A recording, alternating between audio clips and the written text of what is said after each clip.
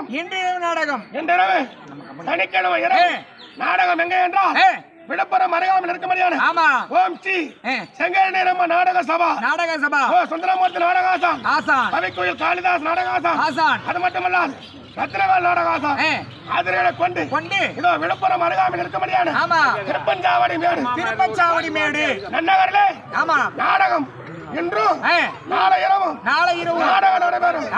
உங்களுக்கு வர முடிந்தா அங்க வாங்க.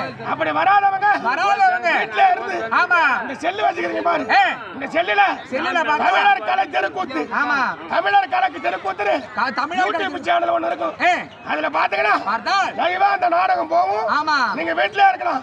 மற்றவங்க யாராவது வந்து கேட்டா அங்க வருமாடி தெரிவிக்கலாம். அதனால வேண்டி நாங்களும் போய் வரோம்.